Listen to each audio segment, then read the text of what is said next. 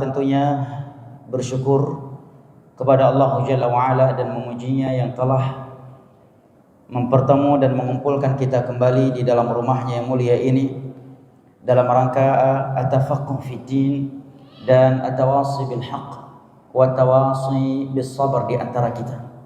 Mudah-mudahan kita semua yang berhadir pada kesempatan kali ini mendapatkan sebuah keutamaan yang disebutkan oleh Nabi tercinta kita sallallahu alaihi wasallam di dalam hadisnya yang diriwayatkan oleh Imam Muslim dari Abu Hurairah radhiyallahu anhu, "Wa man salaka tariqan yaltamisu fihi 'ilma, sahalallahu lahu bihi tariqan ilal jannah."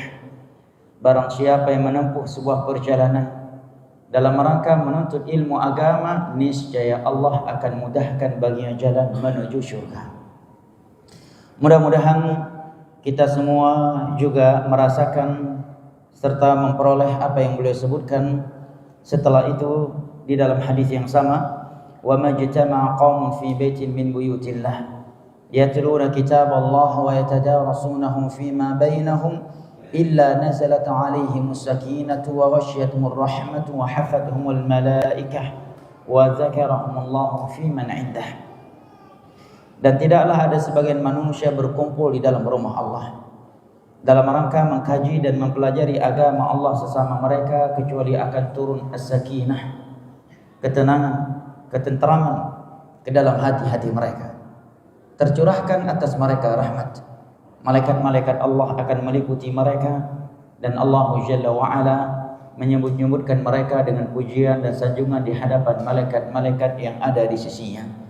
Ikhwani al-kiram wa akhwati al-karimat rahimani Allah wa iyyakum wa baraka fikum. Insyaallah taala pada kesempatan kali ini kita akan kembali membaca dan membahas sebuah kitab yang sebagian apa yang disebutkan oleh penulisnya telah kita baca pada kajian atau daurah kita yang terakhir sebelumnya, yaitu kitab Asbabul Usrah, sebab-sebab kebahagiaan rumah tangga, karya Syekh Sulaiman Ar-Ruhaili hafizahullah taala. Pada pertemuan yang lalu atau sebelumnya, Syekh telah menerangkan kepada kita bahwasanya kebahagiaan rumah tangga ini sangat memberikan pengaruh terhadap kebahagiaan masyarakat di dalam bernegara. Karena kebahagiaan yang ada di dalam rumah tangga akan menciptakan berbagai kebaikan di luar rumah tangga. Baiknya suatu negara itu berawal dari baiknya suatu rumah tangga. Dan hancurnya suatu negara karena masyarakatnya itu dikarenakan karena kehancuran di dalam suatu rumah tangga.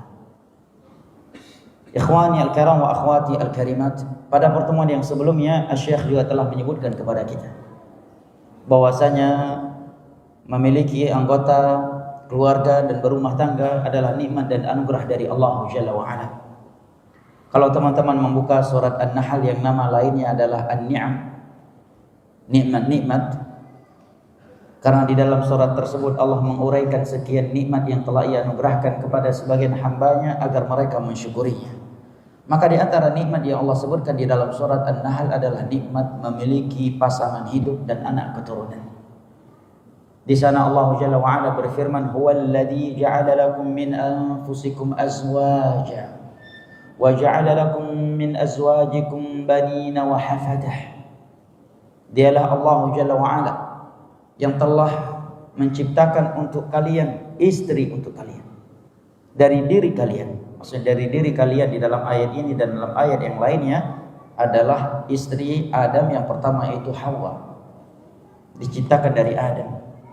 Adapun seluruh wanita setelah itu maka mereka diciptakan dari air mani sebagaimana seluruh kaum laki-laki diciptakan darinya.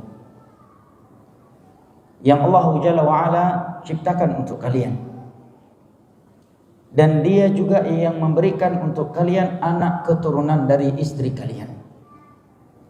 Di dalam ayat ini Allah Jalla wa'ala menyadarkan kita semua bahwasanya pasangan hidup dan anak keturunan yang kita miliki adalah nikmat dan anugerah dari Allah Jalla wa'ala yang wajib kita syukuri.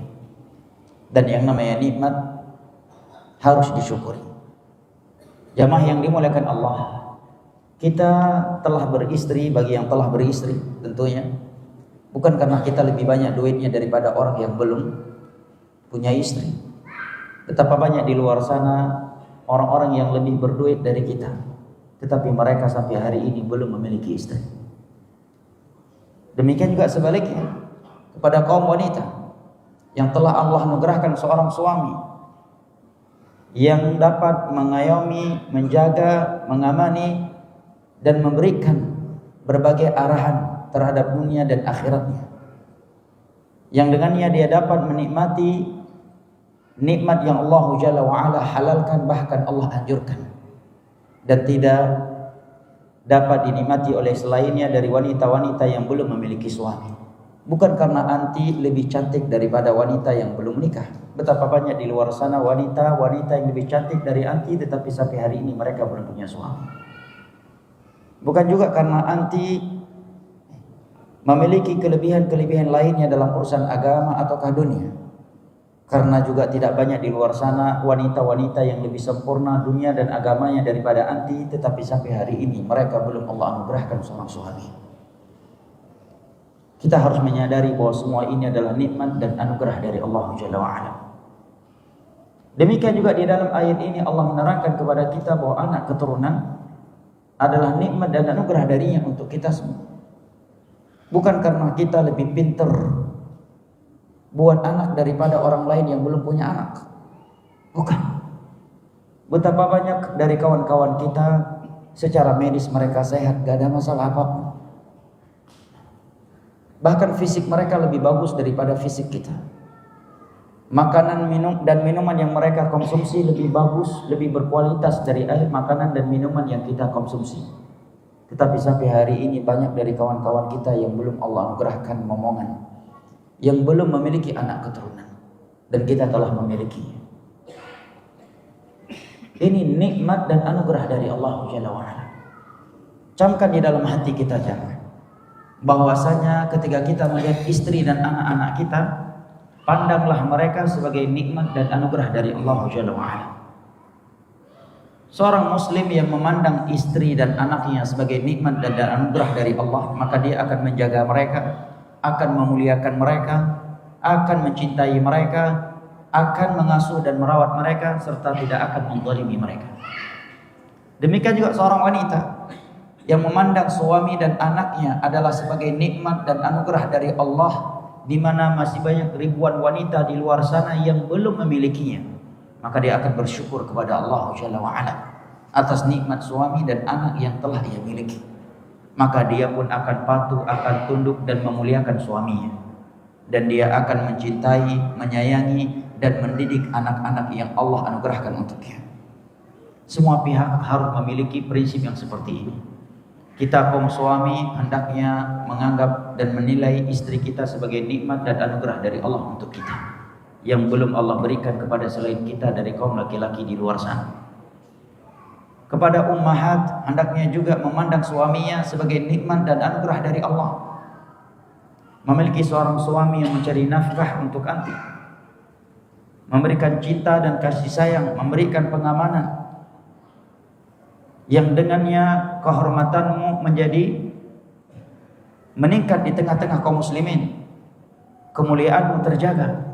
Sementara ribuan wanita di luar sana yang mungkin lebih soleha daripada anti, lebih kaya daripada anti, lebih cantik daripada anti, tetapi sampai hari ini belum Allah anugerahkan seorang suami yang mencintai dan mengayominya. Kita sebagai orang tua hendaknya ketika melihat anak kita, kita pandang mereka sebagai nikmat dan anugerah dari Allah Jalla wa'ala, agar kita menyayangi, mencintai mereka serta sabar atas berbagai kekurangan dan gangguan dari mereka. Betapa banyak teman-teman kita telah menghabiskan puluhan miliar jamaah untuk melakukan proses bayi tabung, tapi sampai hari ini mereka belum berhasil. Sebagian mereka sudah bolak-balik ke Singapura, ada yang sudah bolak-balik ke Belanda untuk buat bayi tabung. Sampai hari ini belum berhasil. Sebagian kita tanpa bayi tabung anaknya ada yang udah 10. Ada yang lebih dan ada yang kurang dari itu. Tetapi ketika kita melihat bagaimana dia berbahasa dengan anaknya, bagaimana kasarnya dia dengan anak-anaknya, seakan anak itu bukan nikmat dan anugerah dari Allah untuknya. Nah, ini penting jangan untuk kita camkan di dalam hati kita, bahwa semua itu adalah nikmat dan anugerah dari Allah Jalla wa'ala. Juga pada pertemuan yang lalu beliau telah menyebutkan kepada kita sebab pertama dari sebab-sebab kebahagiaan rumah tangga di dalam kitab ini, dan semuanya kurang lebih ada 9 sebab yang beliau sebutkan. Sebab pertama yang telah kita baca di pertemuan yang sebelumnya adalah merealisasikan nilai-nilai iman dan amal saleh. Kemudian beliau berdalil dengan firman Allah Jalla wa'ala dari surat An-Nahl ayat 97. Berikut ini adalah sebab yang kedua. Kata penulis, wa min asbabi sa'adatil usr amrun faqidahul katsiruna fi buyutihimul yawm ala wa huwa an yuqama fil buyuti dzikrullah azza wa jalla. Sesungguhnya dari sebab kebahagiaan rumah tangga adalah sebuah sebab di mana kebanyakan manusia hari ini telah kehilangan sebab yang satu ini. Apakah itu jamaah yang dimuliakan Allah? Kata beliau, adalah memakmurkan rumah dengan zikir kepada Allah Jalla wa'ala. Kemudian beliau mengatakan, lil asaf fi hadzal waqt, amat disayangkan dan menyedihkan pada hari ini, faqida katsir min ahlina dzikrallahi fil buyut, banyak dari anggota keluarga kita yang kehilangan zikir di dalam rumah. Fala yakadu yuqra'ul Qur'an fi buyutihim, sebagian mereka hampir-hampir tidak pernah Al-Quran terbacakan oleh mereka atau mereka bacakan di dalam rumah mereka. Mengaku mengikuti manhajus salaf, mengaku di atas sunnah Nabi SAW, mengaku cinta Al-Quran, tetapi Al-Quran hampir tidak pernah mereka baca di dalam rumah mereka. Yang lebih mending dari itu, mereka tidak membacanya kecuali hanya di bulan Ramadan. Selesai Ramadan, dia pun melakukan perpisahan dengan Al-Quran. Nah, Syekh katakan amat disayangkan. Hari ini banyak dari anggota keluarga kita yang kehilangan zikir di dalam rumahnya, sehingga hampir-hampir Al-Quran itu tidak dibaca oleh mereka. Nah, wala yakadu yuzkarullah fi ba'dil buyut, sebagian rumah tangga hari ini sama sekali tidak ada zikir kepada Allah di dalamnya, atau hampir tidak ada zikir di dalam rumah tangga mereka sama sekali. Kata beliau, wa ghalabat 'alal buyut adhkaru syayatin, bahkan sebagian rumah tangga itu dikuasai oleh zikir-zikirnya syaitan, musik dan nyanyian. Zikir kepada Allah tidak ada. Rumah tangga mereka kosong dari zikir kepada Allah, tetapi justru makmur dengan zikir kepada syaitan. Zikir-zikirnya syaitan, musik dan nyanyian. Mimma sabbaba katsiran minasy-syaqa' fil buyut, karena rumah tangga mereka kosong dari zikir kepada Allah dan penuh dengan zikir syaitan, musik, sehingga menyebabkan asyaqaq, kecekcokan, keributan, ketidaknyamanan di dalam rumah mereka. Dan ini fakta, jangankan orang awam, betapa banyak rumah salafiyin hari ini yang kosong dari tilawatul Quran. Jujur aja deh, betapa banyak rumah tangga orang-orang yang mengaku ahlus sunnah wal jamaah, hampir-hampir tidak pernah ada tilawatul Quran di dalamnya kecuali di bulan Ramadan. Al-Quran tidak pernah mereka khatamkan seumur hidupnya. Yang paling mendingnya hanya sekali dalam 1 tahun mengkhatamkan Al-Quran. Sedangkan para salaf paling sedikit dari mereka 3 hari sekali mereka khatam Al-Quran. Ada yang paling sedikit 1 bulan sekali kalau di luar Ramadan. Tapi banyak hari ini mengaku cinta Al-Quran, mengaku mengikuti salaf, tetapi rumah tangga mereka kosong dari tilawatul Quran.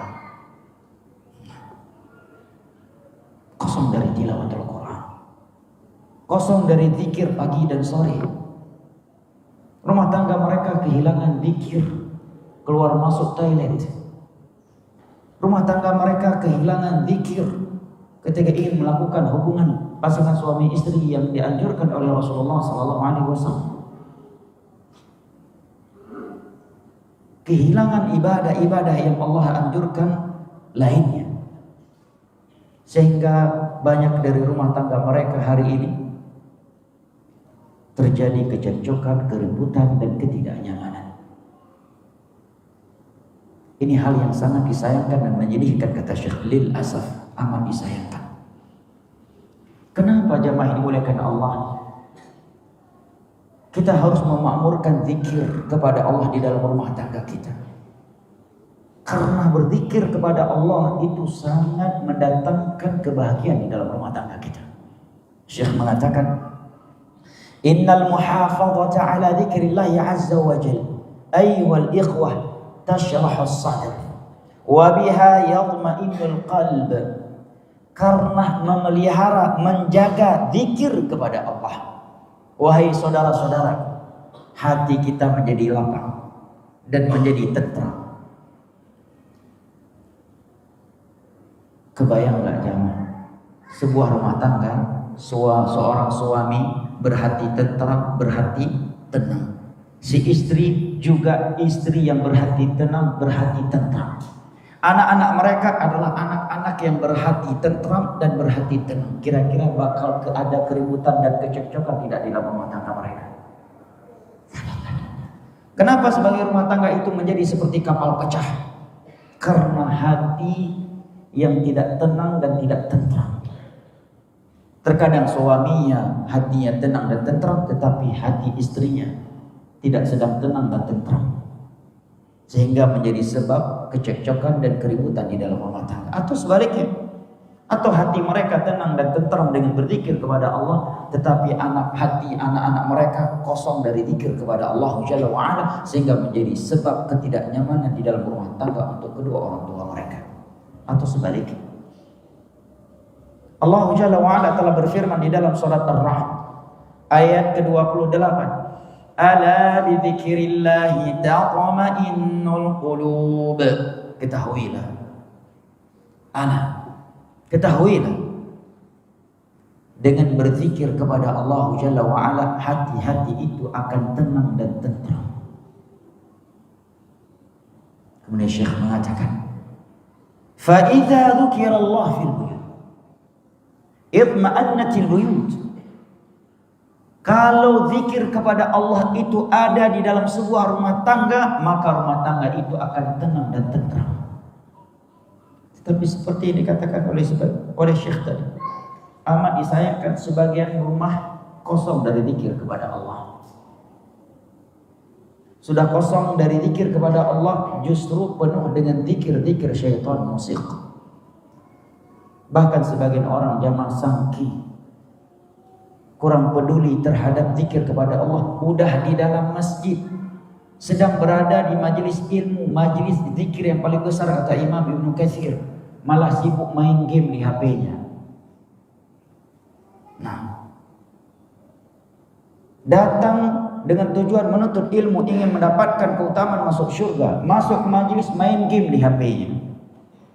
Nah, sibuk buka Facebook, sibuk buka WA, sibuk buka Instagram, pada tujuan kesini untuk menuntut ilmu, untuk berzikir kepada Allah. Begitu duduk di dalam tempat yang paling dicintai oleh Allah di atas permukaan bumi ini, justru dia menyibukkan dirinya dengan media sosial. Mudah-mudahan tersinggung dan HP-nya langsung disimpan. Ya, baik jamaah yang dimuliakan Allah, Syekh mengatakan, fa idza dzukirallahu fil baiti itma'annatil buyut. Apabila zikir kepada Allah itu makmur di dalam sebuah rumah, maka pastilah rumah itu akan tenang dan tentram. Zikrullah lahu ta'thirun ajib. Zikir kepada Allah itu memberikan pengaruh yang luar biasa dalam melapangkan dada, menghilangkan kesedihan dan kegundah gulanaan. Dan inilah sumber kecekcokan, keributan, pertikaian, bahkan perceraian di dalam semua rumah tangga.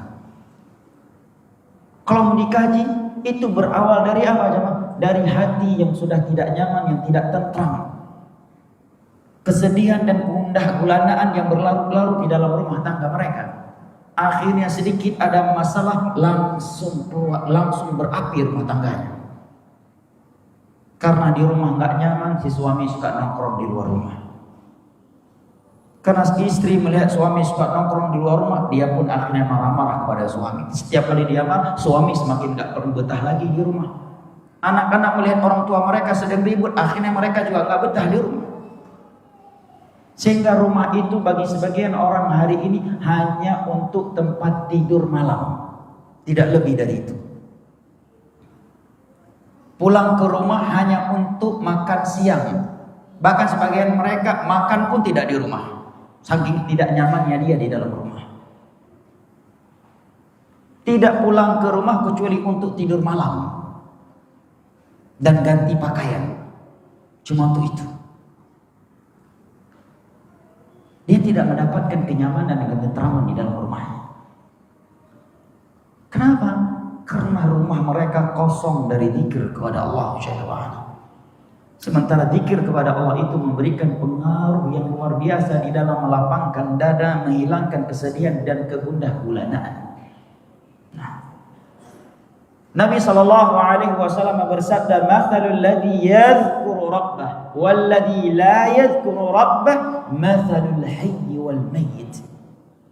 Perumpamaan orang yang berzikir kepada Allah dan orang yang tidak berzikir kepada Allah itu seperti orang yang hidup dan orang yang mati. Hadis sudah dari Imam Bukhari.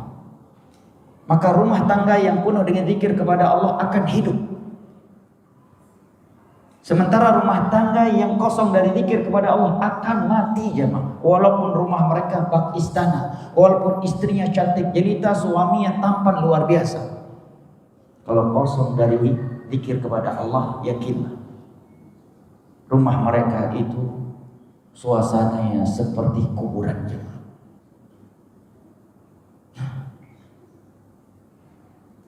Tidak ada yang betah di rumah. Bahkan hari ini jamaah dimuliakan Allah, bukan hanya kaum suami yang suka keluar rumah karena nggak betah di rumah. Ibu-ibu pun sebagian mereka sudah punya kebiasaan nongkrong di luar rumah. Kenapa? Karena suaminya nongkrong di luar rumah. Dia tahu suami makan di luar. Ngapain dia di rumah? Nggak perlu masak kok. Paling suami berangkat pagi, pulang cuma ganti baju, malam keluar lagi nongkrong. Nggak makan di rumah, nggak betah di rumah. Sehingga istri pun nggak betah di rumah. Anak-anak juga melihat di rumah nggak ada suasana kehidupan, ayah nggak ada, abi, ibu nggak ada. Mereka juga begitu. Dan tidaklah mereka berkumpul kecuali keributan dan kecekcokan yang terjadi di antara mereka. Karena rumah yang tidak makmur dengan zikir kepada Allah Jalla wa'ala. Sementara zikir kepada Allah Jalla wa'ala itu menciptakan kehidupan di dalam rumah mereka. Kemudian berikut ini jamaah ini muliakan Allah, beliau menyebutkan beberapa dalil yang menunjukkan betapa zikir itu memberikan pengaruh yang luar biasa terhadap kehidupan seorang muslim dan muslimah. Dan jamaah yang dimuliakan Allah, berikut ini diantaranya adalah hadis yang diriwayatkan oleh Al-Imam Bukhari secara mu'allaq dan oleh Imam Nasai secara muttasil, bahwa Nabi SAW suatu ketika didatangi oleh Abu Hurairah radhiyallahu anhu. Abu Hurairah radhiyallahu anhu bercerita kepada Nabi bahwa syaitan mengajarkan kepadanya untuk membaca ayat kursi setiap kali mau tidur agar tidak diganggu oleh syaitan.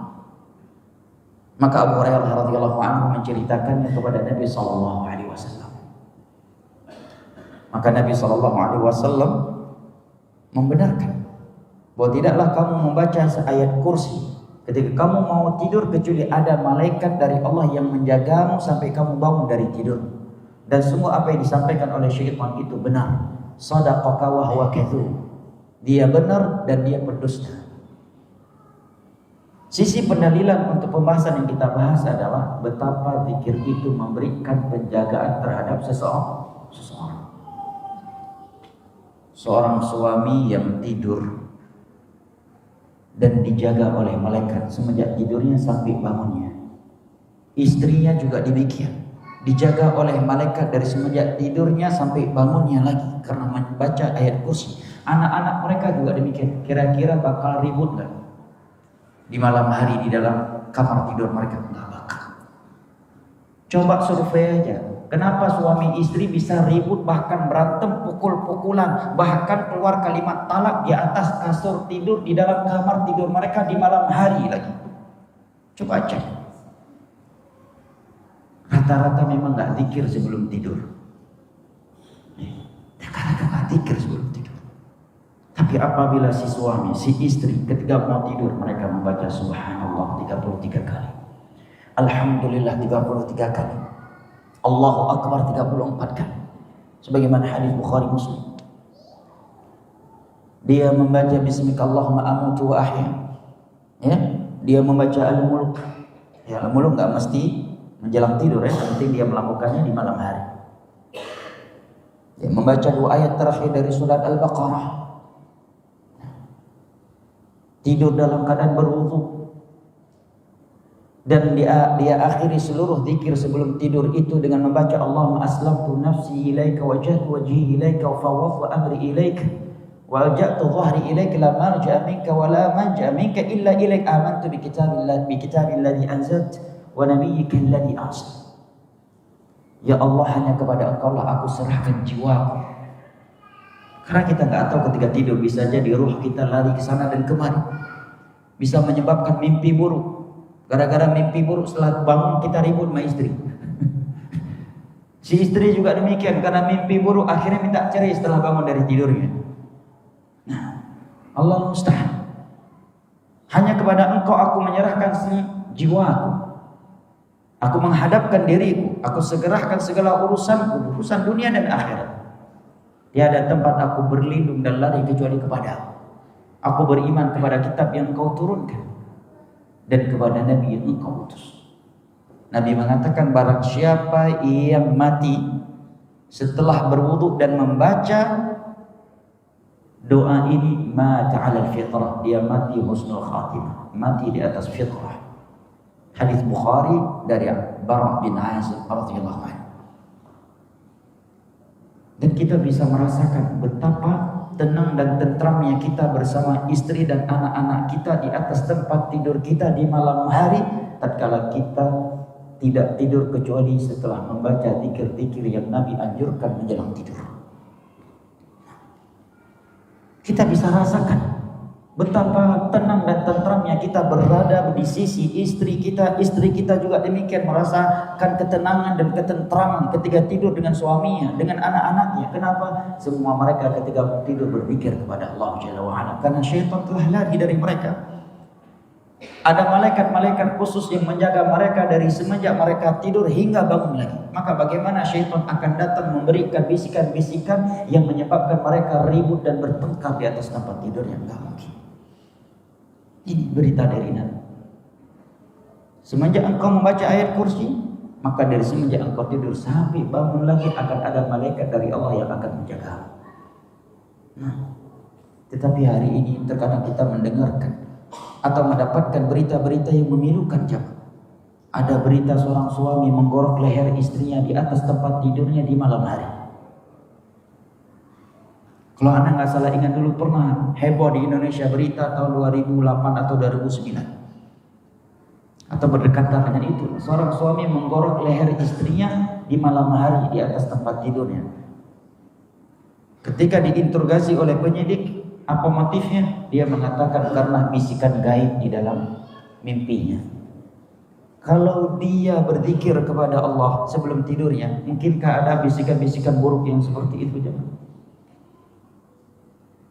Begitu juga sebagian wanita, hanya karena sering mimpi buruk, ya, sering mendapatkan bisikan-bisikan yang tidak baik dalam tidurnya, akhirnya dia menggugat suaminya cerai. Berulang kali saya mimpi begini dan begitu. Kayaknya memang ini isyarat dari Allah agar saya berpisah dengan suami saya sebelum kenapa-kenapa. Berbagai khurafat jamaah. Antum yang tidak merasakannya bersyukur kepada Allah karena ada tauhid dan sunnah di dalam hati antum. Orang yang tidak ada tauhid dan sunnah di dalam hatinya berantakan hidupnya jemaah. Tidurnya pun berantakan. Hanya karena suatu bisikan buruk dalam mimpinya sebagian mereka menggugat istrinya cerai atau menggugat suaminya cerai. Berantakan hidup orang yang tidak berada di atas Al-Quran dan As-Sunnah, yang tidak berzikir kepada Allah Jalla wa'ala. Contoh lainnya yang menunjukkan kepada kita betapa zikir itu menenteramkan jiwa seorang muslim dan memberikan pengaruh terhadap kehidupannya adalah hadis yang diriwayatkan oleh Al-Imam Al-Bukhari dan Muslim. Nabi SAW bersabda, "Man qara'a bil ayatayn min akhir suratil Baqarah fi lailatin kafatah." Barang siapa yang membaca 2 ayat dari akhir surat Al-Baqarah di dalam suatu malam, dan malam di dalam bahasa agama dari semenjak terbenamnya matahari dengan masuknya waktu salat maghrib hingga keluarnya fajar shadiq, masuknya waktu salat subuh. Di dalam satu malam, maka 2 ayat tersebut sudah cukup untuknya. Apa maksudnya? Kata beliau, kafatah ibadatan. Sudah cukup sebagai ibadah yang sangat besar, sudah cukup sebagai penjagaan untuk mereka dari setiap kejelekan dan keutamaan Allah Jalla wa'ala. Maka 2 pasangan suami istri yang membaca 2 ayat ini di malam hari mereka, kemudian mereka tidur, insya Allah rumah tangga mereka akan sakinah, mawaddah dan rahmah. Tapi lihat sebagian suaminya di malam hari di atas tempat tidurnya dia menampar istrinya. Demikian juga sebagian istri di atas tempat tidurnya di malam hari mencaci maki suaminya. Karena berbagai kejadian. Tetapi kalau mereka tidur dalam keadaan membaca zikir-zikir yang Nabi dan Rasul ajarkan tadi, insya Allah mereka tidak akan seburuk itu, seberantakan itu hidup mereka di malam hari jemaah.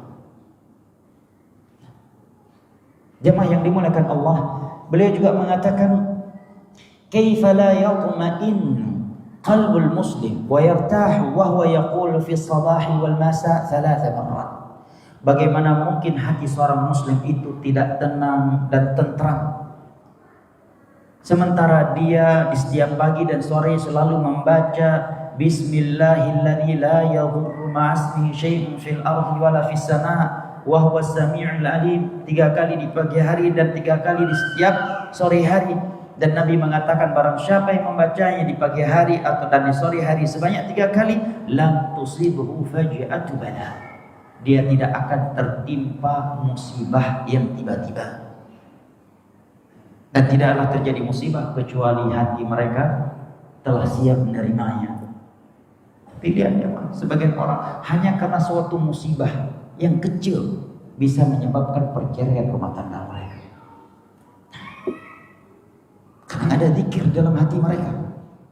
Sebagian suami hanya gara-gara sepatunya mungkin rusak dibuat oleh istrinya tanpa sengaja, atau mobilnya berbaret tanpa sengaja ketika istrinya menyapu, atau anaknya hanya gara-gara mobil berbaret istri bisa kena talak 3. Kalau ada talak 4 di dalam Islam, talak 4 pun dilibas sama dia. Hatinya mudah mendidih, hatinya mudah terbakar emosi, tidak bisa mengontrol diri, dikit-dikit main tangan dengan anaknya, tidak bisa berbahasa dengan istri dan anaknya kecuali bahasa-bahasa yang dipakai oleh para preman di jalan-jalan umum. Bahasa dia dengan istri dan anaknya seperti bahasa orang-orang di pasar ikan, di pelabuhan.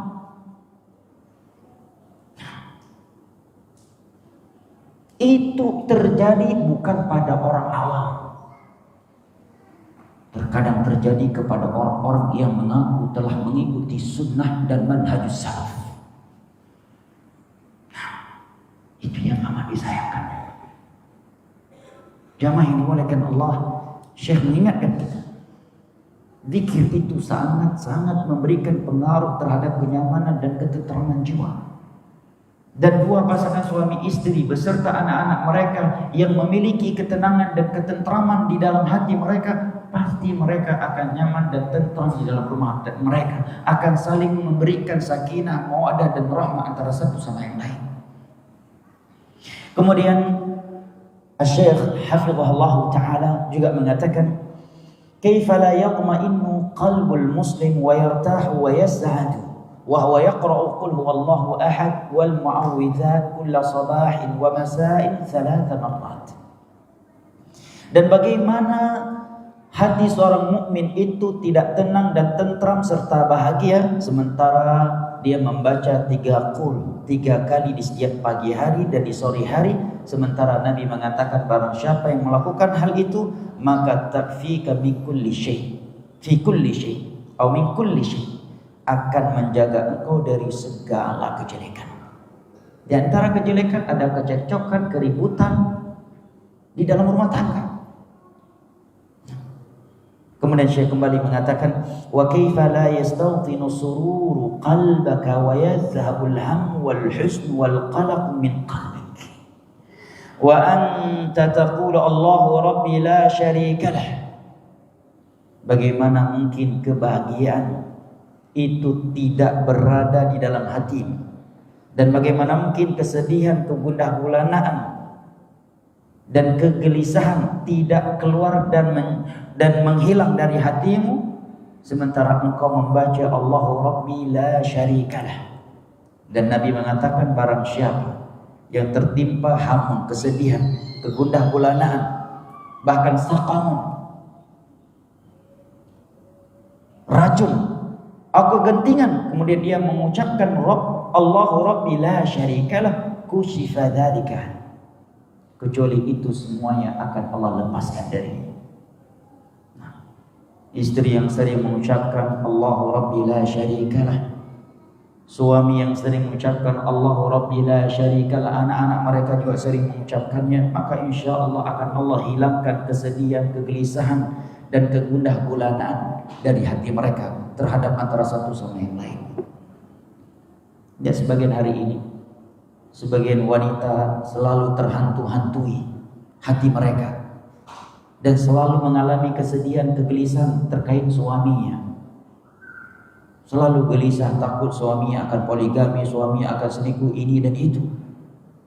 Si suami juga gelisah, nanti khawatir istrinya akan begini dan begitu. Gelisah terhadap anak-anak mereka. Bahkan ada yang selalu gelisah karena memikirkan masa depan anak-anak mereka. Anak-anak juga gelisah terhadap orang tua mereka, kalau pulang abi ini pasti kita kena marah dan sebagainya. Itu semuanya karena hati-hati mereka kosong dari zikir kepada Allah. Kalau hati-hati mereka itu penuh dan makmur dengan zikir kepada Allah, mereka akan saling berbaik sangka di antara mereka.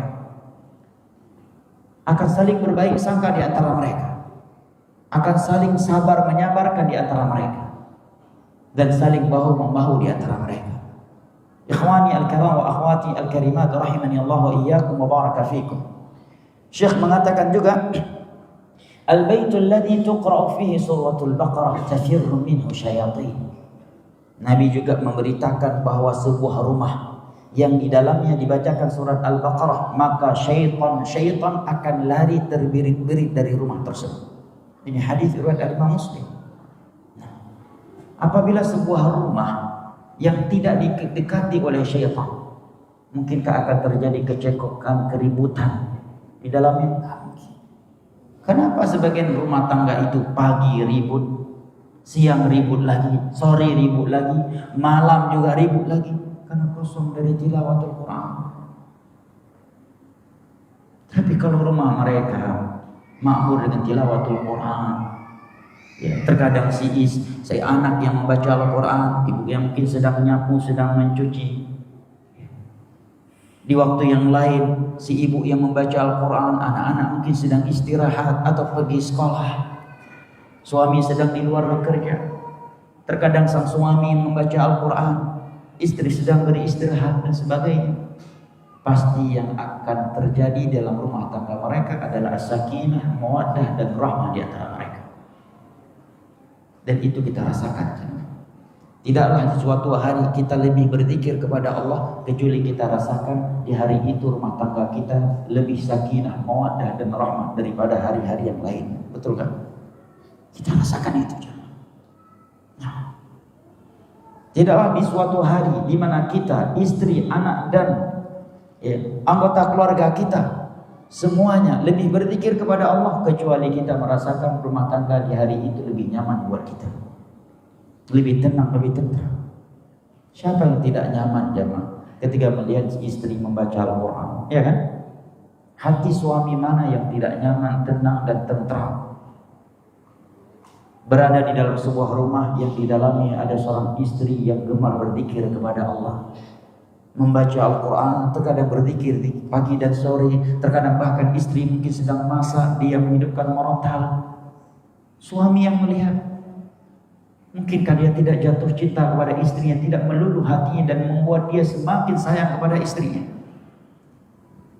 Ketika dia melihat istrinya sedang ngepel, sedang mencuci, dia melihat istrinya sambil berzikir, beristighfar kepada Allah, bertahlil, bertahmid. Bukankah ini akan membuat sang suami semakin cinta dan semakin sayang kepadanya? Demikian juga seorang istri. Tidaklah dia melihat suaminya salat duha, suaminya membaca Al-Quran, suaminya beristighfar, bertahlil, tahmid, kecuali dia akan semakin nyaman, tenang dan tentram di dalam rumah bersama suaminya. Tapi ini istri lagi capek-capeknya selesai masak, ngepel, nyuci, lihat suami lagi nonton film Hollywood lagi. Lebih parah lagi ada suami nontonnya Bollywood lagi. Allah musta'an. Suami malah merokok, malah nonton bola. Gimana terjadi keributan? Nabi mengatakan, syaitan lari terbirit-birit dan terbirit-birit dari sebuah rumah yang dibacakan Al-Baqarah di dalam. Dan kecekcokan terjadi di antara kedua pasangan suami istri atau kedua orang tua dengan anak-anak mereka. Siapa penyebabnya jemaah? Syaitan kan? Semua perselisihan itu terjadi karena tipu daya syaitan. Nah, kalau syaitan sudah keluar dari rumah mereka, bagaimana mungkin mereka akan ribut dan bertengkar di antara mereka? Disebabkan zikir kepada Allah, tilawatul Quran, membaca surat Al-Baqarah. Ikhwani al-kiram wa akhwati al-karimat. Sampai Syekh bertanya, "Manil ladzi yaqra'u surat Al-Baqarah fi baitihi al-yawm?" Siapa dari kalian hari ini membaca surat Al-Baqarah dalam rumahnya? Ini jawab pertanyaan untuk antum kalau Anda enggak punya rumah hari ini di sini. Sedang musafir. Syekh katakan, siapa dari antum yang baca surat Al-Baqarah hari ini dalam rumahnya? Enggak usah hari ini deh. Dalam bulan ini, siapa yang pernah baca Al-Quran? Afwan, baca surat Al-Baqarah di rumahnya? Mungkin hampir tidak ada. Naik lagi deh. Siapa dalam tahun ini pernah baca Al-Baqarah di dalam rumahnya? Selain di bulan Ramadan. Mungkin banyak dari salafin yang tidak melakukannya. Jangankan orang awam. Dalam jarak 1 tahun tidak pernah baca Al-Baqarah di dalam rumahnya, kecuali di bulan Ramadan. Gimana rumahnya nggak saling ribut? Akhirnya sedikit ada masalah langsung tensian sama istrinya. Istri juga dikit ada masalah dengan suami langsung tensian. Anak-anak mereka juga tensian. Semuanya darah tinggi dalam rumah mereka. Gimana nggak ribut? Semuanya berdarah tinggi. Padahal nggak pernah makan kambing. Makannya sayur melulu, nggak sanggup pun beli kambing, tapi bisa darah tinggi semuanya. Begitu darah tinggi langsung nyalain gara-gara makan kambing di akikah kemarin nih kan. Padahal memang nggak pernah zikir kepada Allah, hati selalu membara dengan emosi. Karena syaitan berada di dalam rumah mereka. Sementara mereka yang melihara zikir kepada Allah, sering baca Al-Quran, terkhusus surat Al-Baqarah, rumah tangga mereka tenang, tentram, tidak tensian. Suami sabar terhadap istrinya, si istri lapang dada terhadap suaminya, kedua orang tua lapang dada terhadap anak-anak mereka, anak-anak mereka juga lapang dada terhadap mereka. Kenapa? Dikarenakan Al-Quranul Karim yang sering mereka bacakan di dalam rumah mereka. Menyetel murattal itu nggak cukup, kata Syekh Shalih Fauzan. Karena yang Allah dan Rasulnya anjurkan tilawah, membaca atau mendengarkan bacaan orang lain. Adapun murattal itu rekaman. Maka Syekh Al-Sithri mengatakan bahwa azan yang diputarkan di radio, azan, rekaman azan yang diputarkan di setiap waktu sholat masuk, itu nggak wajib dijawab, kecuali itu azan yang live, karena itu rekaman, bukan suara orang secara live. Nggak ada niat bagi orangnya dari suara yang keluar tersebut. Walaupun tentunya lebih mending ya ada murattal apa daripada tidak ada sama sekali. Tapi yang dianjurkan itu membaca atau mendengar bacaan orang lain, bukan rekaman. Karena itu rekaman, bukan bacaan orang yang mukallaf, yang ada niat ketika dia membacanya. Walaupun lebih mending daripada tidak ada sama sekali. Jamaah yang dimuliakan Allah, Syekh juga mengatakan afdzadzun minan nasi qillah, amat sedikit hari ini ada orang yang sering membaca surat Al-Baqarah di dalam rumahnya. Walidzalika istawtanati syayatin katsiran minal buyut, oleh karenanya rumah mereka itu sering kali ditempati oleh syaitan. Karena syaitan sudah berada di dalam rumah tangga mereka, maka sering terjadi kecekcokan dan pertikaian di dalam rumah tangga mereka. Nah, ikhwani al-kiram wa akhwati al-karimat, contoh lainnya yang menerangkan kepada kita betapa zikir itu memberikan pengaruh besar terhadap kehidupan kita di dalam berumah tangga. Beliau mengatakan al-insan idza dakhala baitah faqala bismillah farra syaitanu minal bait. Nabi juga menyampaikan bahwa apabila seseorang masuk ke dalam rumahnya membaca bismillah, apa susahnya jemaah mengucapkan bismillah ketika masuk ke dalam rumah, maka syaitan akan lari dari rumah hanya dengan mengucapkan bismillah. Tapi taufik hidayah itu memang mahal. Sebagian orang berat mengucapkan bismillah ketika masuk rumah, tetapi mudah baginya berdangdutan sambil joget-joget ketika masuk ke rumah. Nah, hidayah dari Allah. Sebagian orang sulit mengucapkan bismillah ketika masuk ke rumah, tapi mudah baginya masuk ke rumah dalam keadaan menyanyi dan berjoget-joget. Lihat pengaruhnya zikir. Hanya dengan mengucapkan bismillah ketika masuk ke rumah, syaitan langsung lari dari rumah kita. Waqal, dan syaitan akan berkata kepada syaitan yang lainnya, la mabita lakum wala asya, tidak ada kesempatan untuk tidur dan makan malam di rumah ini. Hadis riwayat Imam Muslim. Dan betapa besarnya pengaruh di zikir kepada Allah. Makanya para ulama menamakan zikir sebagai al-hisnul hasin, benteng yang paling kokoh. Kemudian beliau mengatakan wa katsirun minan nasi la yadkhulu baitu la yadhkurullah. Kebanyakan manusia hari ini ketika masuk ke rumahnya dia tidak masuk sambil berzikir kepada Allah. Bal balaghana anna ba'dhan nas yadkhulu baitah, bahkan sampai berita kepada kami, karena mungkin Syekh tak menyaksikan sendiri, karena Syekh mungkin tinggal di Saudi di lingkungan ilmu, tapi kalau Syekh tinggal di Konoha mungkin banyak menyaksikannya. Ya, apa kata Syekh? Sampai berita kepada kami bahwa sebagian orang kalau masuk ke rumah dia masuk wahwa yughanni wa yusaffiq. Dia masuk ke dalam rumahnya sembari sambil menyanyi dan sambil bertepuk tangan. Gimana syaitan gak ikut masuk ke dalam rumahnya bersamanya? Memang dia yang mengundangnya kok. Dia yang mengundangnya.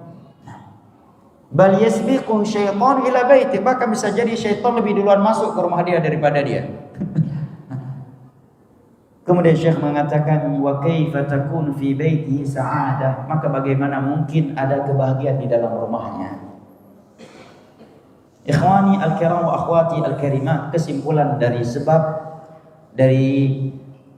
sebab-sebab kebahagiaan rumah tangga kedua yang beliau sebutkan ini adalah bahwa saya zikir kepada Allah Jalla wa Ala memiliki pengaruh yang sangat besar dalam menciptakan sakinah, mawaddah dan rahmah, kebahagiaan di dalam rumah tangga kita.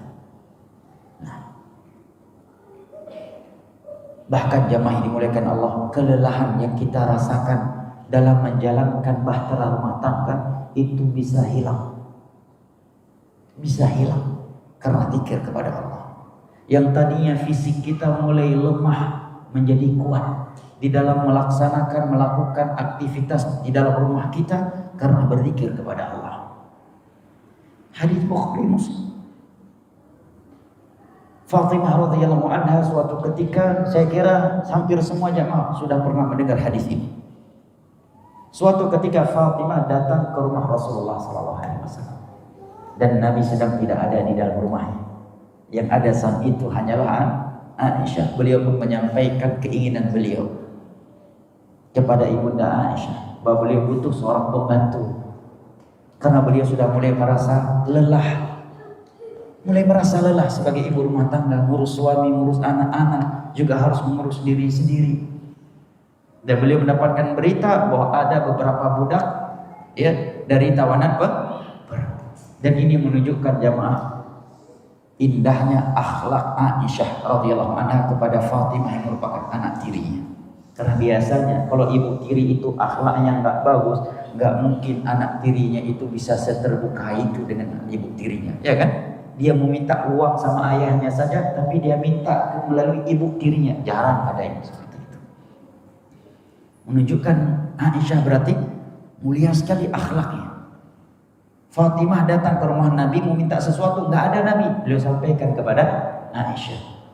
Kalau Aisyah orang ibu tiri nggak baik sama anaknya, sama anak tirinya, begitu anak tirinya ke rumahnya ingin menjumpai suaminya atau ayahnya, meminta sesuatu, nggak ada ayahnya, paling si anak akan mengatakan ya udah nanti saya balik lagi. Nggak akan dia titipkan ke ibu tirinya itu. Menunjukkan betapa bersihnya hati ibunda kita Aisyah radhiyallahu anha. Pada beliau masih muda, tapi bisa membuat Fatimah terbuka, open dengan beliau, dekat dengan beliau. Maka Fatimah mengatakan, mengeluhkan kelelahan dan keletihan yang sudah mulai beliau rasakan sebagai ibu rumah tangga. Pulang Nabi sallallahu alaihi wasallam, Aisyah pun bercerita, Fatimah tadi datang, dia minta seorang pembantu untuk membantu pekerjaan dia sebagai ibu rumah tangga karena selama ini sudah mulai merasakan kelelahan dan keletihan sebagai ibu rumah tangga. Tidak ada iri antara ibu tiri dengan anak tiri. Kalau ibu tiri yang iri, yang mana mungkin disampaikan. Ada Aisyah tadi, ada Fatimah tadi sini ada, cuma lihat-lihat aja ke sini, tidak minta sesuatu. Orang kalau hasad itu jemaah, luar biasa membuat kita tersiksa hidupnya.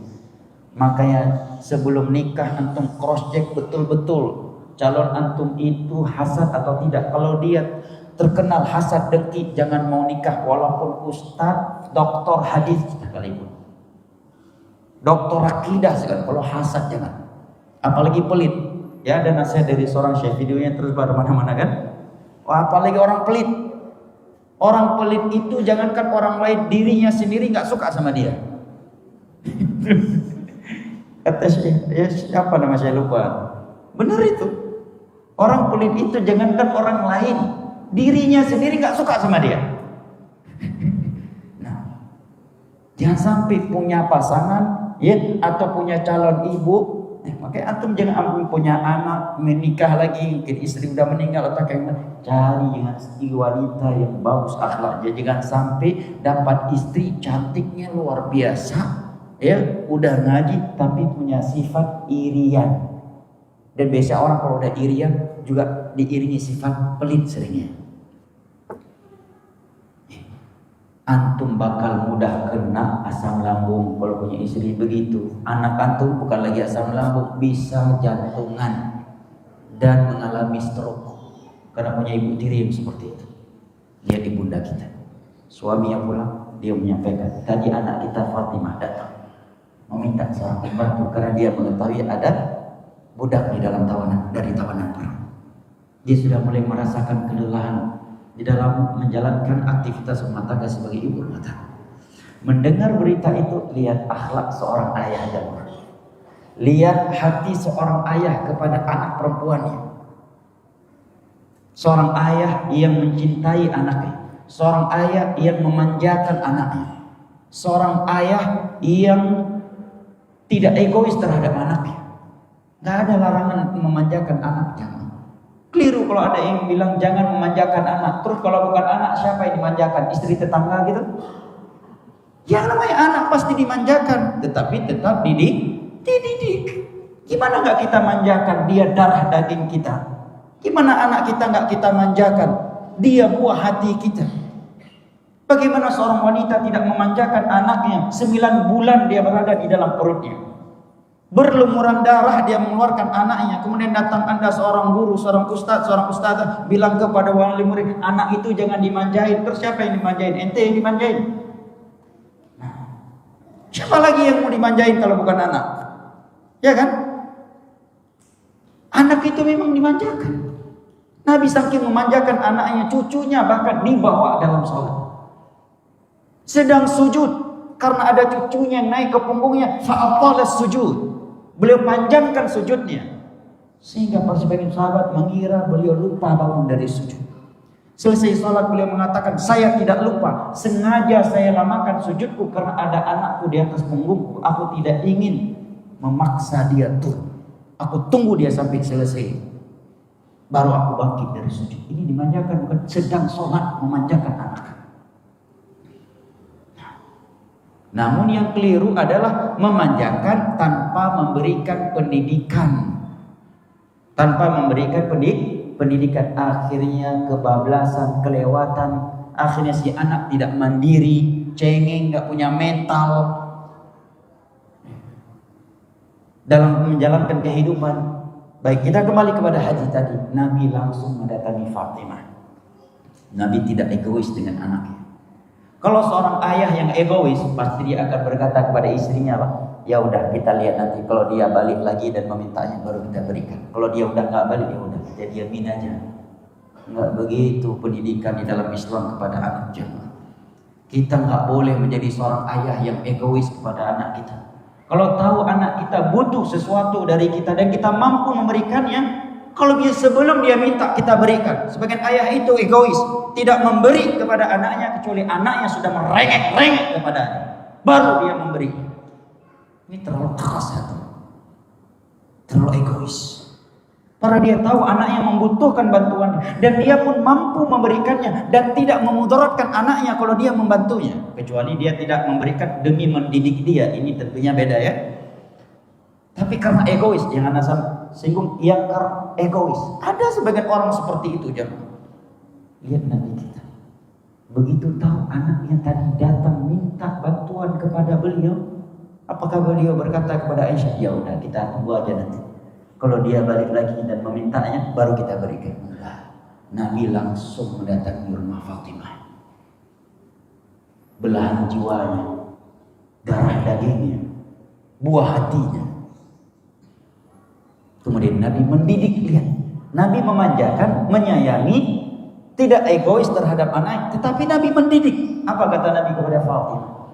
Wahai Fatimah, maukah kamu aku ajarkan sesuatu yang kalau kamu mengamalkannya, itu lebih bermanfaat untukmu dalam menjalankan aktivitas rumah tangga daripada seorang pembantu yang membantu pekerjaan. Hendaknya engkau membaca subhanallah 33 kali. Alhamdulillah 33 kali, Allahu Akbar 34 kali. Setiap kali engkau mau tidur, niscaya ini akan lebih bermanfaat untukmu daripada seorang pembantu.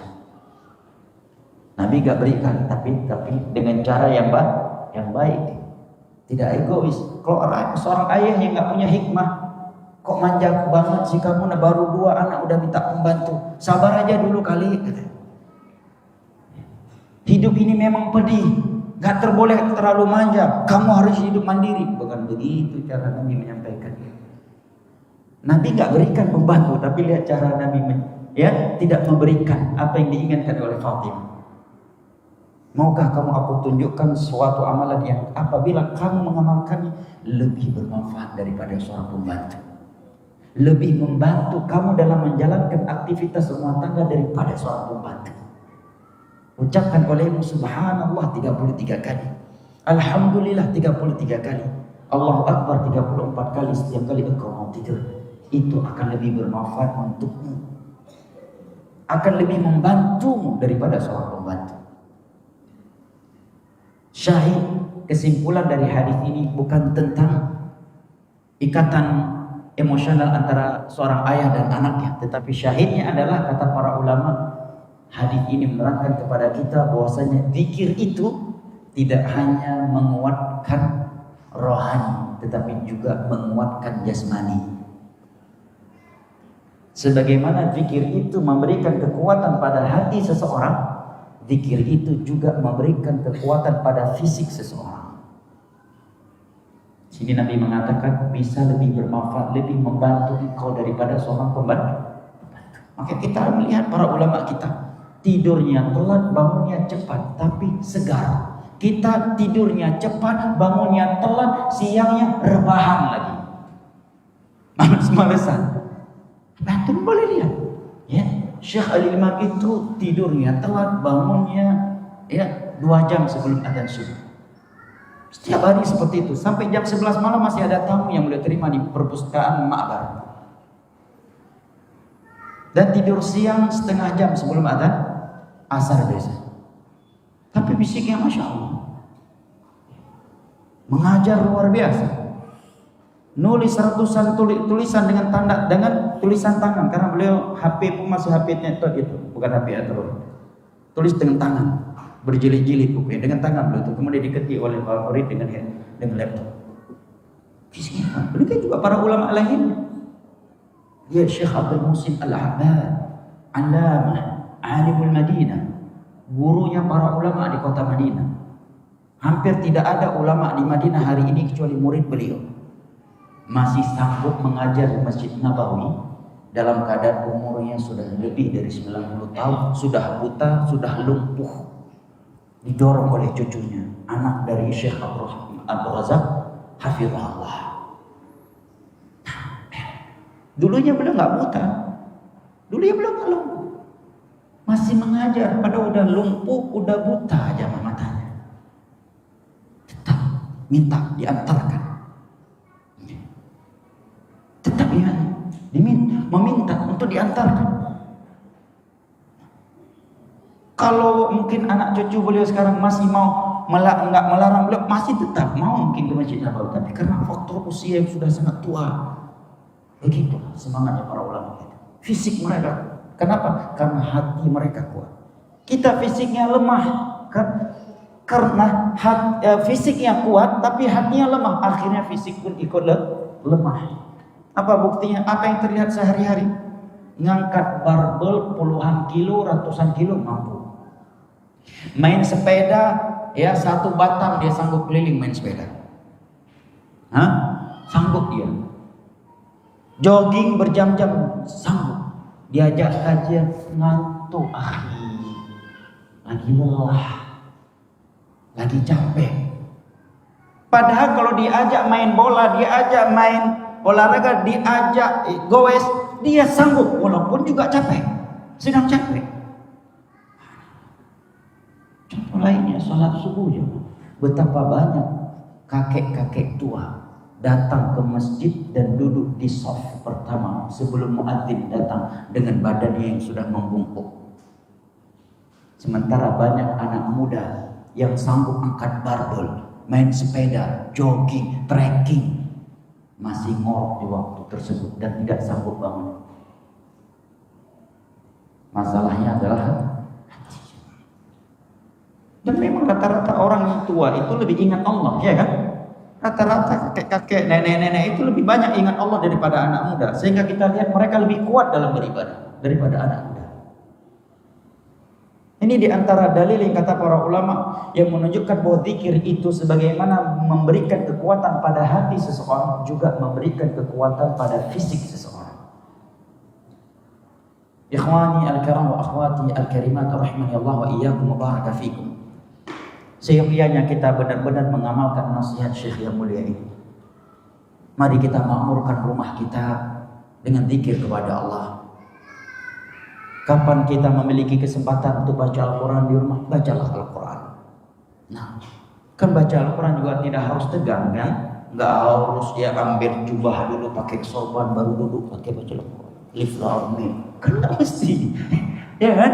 Atau ambil jubah dulu, putarkan dulu sorban, baru Kan enggak. Ibunda kita Aisyah radhiyallahu anha mengatakan dalam Sahih Bukhari dan Muslim, kana Rasulullah sallallahu alaihi wasallam yattaki'u fi hijri fayaqra'ul Qur'an wa ana haid. Dahulu Nabi sallallahu alaihi wasallam seringkali berada di dalam pangkuanku sembari membaca Al-Qur'an meskipun aku sedang haid.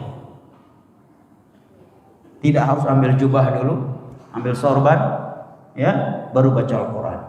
Gak harus setegak itu. Nabi baca Al-Quran dan beliau sambil golek-golekan kalau bahasa kita orang Sumatera. Ya, sambil rebahan, tidur-tiduran di dalam pangkuan Aisyah meskipun Aisyah sedang haid. Nabi baca Al-Quran.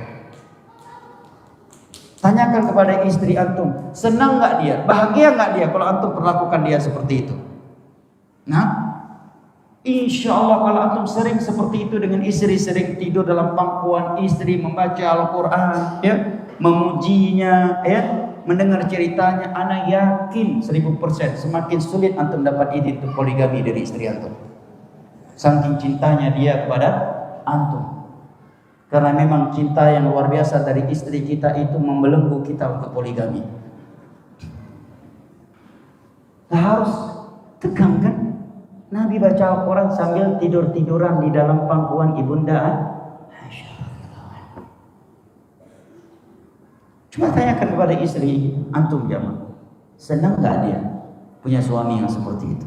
Istri mana yang tidak bahagia, yang tidak luluh hatinya dan tentram jiwanya tatkala suaminya tidur di dalam pangkuannya dan suami sambil baca Al-Quran, walaupun yang antum baca inna a'tainakal kautsar berulang kali karena nggak punya hafalan kecuali 3 qul, ya, dan inna a'tainakal kautsar nggak masalah daripada nggak ada sama sekali, ya kan? Dan alhamdulillah sekarang ada mushaf di HP mudah dibawa. Antum di dalam kamar tidur, ya, sedang ya duduk tidur di atas paha istri, dia bersama anak-anak baca Al-Quran, alif lam mim dzalikal kitabul la raiba fi. Sesekali istri yang tidur dalam pangkuan kita dia membaca Al-Quran, atau kita yang membaca Al-Quran dia yang menyimaknya.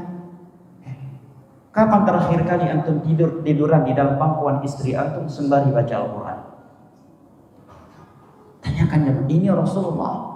Ini bukan film Korea jamaah, bukan sinetron Korea yang sedang anda sampaikan, bukan novel yang ditulis oleh orang Barat,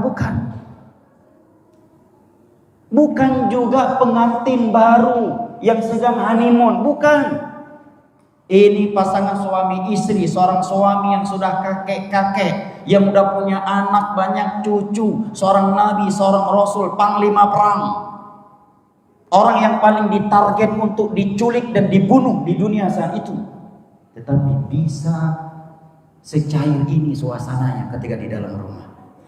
Antum baru jadi Pak RT, ya, kalau pulang ke rumah seperti seorang dayan masuk batalion. Baru Pak RT udah merasa paling berat hidupnya di dunia ini, paling tegang tugasnya di dunia ini. Nabi, seorang rasul, imam sholat 5 waktu, panglima perang, orang yang paling ditarget untuk diculik dan dibunuh oleh musuh-musuh Allah. Tetapi lihat ketika pulang ke rumah, semua ketegangan yang ada di luar rumah bisa beliau letakkan dan tidak beliau masuk ke dalam rumah. Sehingga ibunda kita Aisyah mengatakan, kana Rasulullah sallallahu alaihi wasallam yattaki'u fi hijri fayaqra'ul Qur'an. Dan ingat, Nabi bukan sedang honeymoon, ya. Bukan pengantin baru, Nabi udah tua, pengantin lama, pengantin senior. Karena tidak dikenal istilah bulan madu di dalam rumah tangga seorang muslim. Yang ada adalah hidup dan mati madu dengan keluarga. Itu yang dikenal di dalam keluarga seorang muslim. Orang kafir cuma bulan madu. Setelah bulan madu ribut, cerai, bertengkar, saling bongkar-bongkar aib di media di antara mereka. Seorang muslim yang mengikuti Al-Quran dan As-Sunnah, rumah tangganya itu tahun madu, hidup madu dan mati madu. Syahidnya adalah lihat Nabi kita, betapa beliau berusaha memakmurkan rumahnya dengan zikir kepada Allah sambil tidur-tiduran di dalam pangkuan istrinya, sekalipun beliau menyempatkan diri baca Al-Quran. Begitu juga kita jamaah. Kita pasti akan tenang dan tentram di rumah kalau melihat istri kita suka berzikir kepada Allah. Bahagia nggak antum lihat istri sambil ngepel dia mengucap astagfirullah la ilaha illallah Allahu akbar. Antum lihat istri antum sedang masak di dapur tapi mulutnya mengucapkan subhanallah wa bihamdih subhanallahil azim. Dan ibu-ibu harus yakin kalau ibu-ibu seperti itu pasti suami ibu-ibu akan semakin cinta, akan semakin luluh hatinya. Bahkan cinta yang sudah mulai berkurang dan pudar akan tersempurnakan kembali. Demikian juga anak-anak. Kita sebagai orang tua, anak punya anak 6, antum mungkin ada yang lebih, ada yang kurang dari anak. Bahagia nggak kita ketika pulang ke rumah lihat anak kita yang satu sedang murojaah hafalan lama, sedang baca Al-Quran, ya kan? Yang satu lagi sedang duduk zikir pagi sore. Bahagia nggak akan lihat anak yang seperti itu? Pasti kita akan merasakan ketenangan, ketentraman dan kebahagiaan dalam rumah tangga. Tetapi kalau kita melihat istri nonton sinetron Korea, suami nonton film Rambo, ya, nonton bola, anak-anak dengan game online yang ada di tangannya, dikit ada masalah langsung berapi rumah mereka. Langsung terbakar rumah mereka dengan emosi. Rumah tangga seorang salafi tidak demikian. Rumah tangga seorang sahibus sunnah, ahli tauhid tidak demikian. Ini sebaik-baik salaf kita. Ini tokohnya salafiyin. Seperti ini di dalam rumahnya. Membaca Al-Quran sambil tidur-tiduran di dalam pangkuan istrinya, Ibunda Aisyah radhiyallahu anha. Nah, bahkan Aisyah mengatakan kana Rasulullah sallallahu alaihi wasallam yadhkurullah fi jami'i ahwalih. Nabi itu selalu berzikir kepada Allah di dalam seluruh keadaannya. Makanya coba antum cari, pernah enggak ada riwayat Nabi marah-marah kepada istrinya? Kecuali apabila larangan Allah dilanggar. Bayangkan dengan tugas yang begitu berat bagi Nabi, ya. Tetapi kata Aisyah, tangan Nabi tidak pernah memukul istrinya, tidak pernah memukul anaknya, dan Nabi tidak pernah marah kecuali ada larangan Allah yang dilanggar. Kita sulit memang nggak sanggup seperti itu. Nggak pernah ada riwayat Nabi marah-marah karena Aisyah lupa makan siang, karena nasi yang dimasak terlalu keras. Padahal antum pernah dengar cerita haditsatul ifk ketika Aisyah dituduh berzina dengan Safwan bin Mu'attal kan? Nabi kan pernah interogasi Barirah budaknya Aisyah. Apakah ada hal-hal yang aneh belakangan ini dari Aisyah wahai Barirah, karena wahyu tidak turun saat itu membenarkan atau mendustakan tuduhan itu.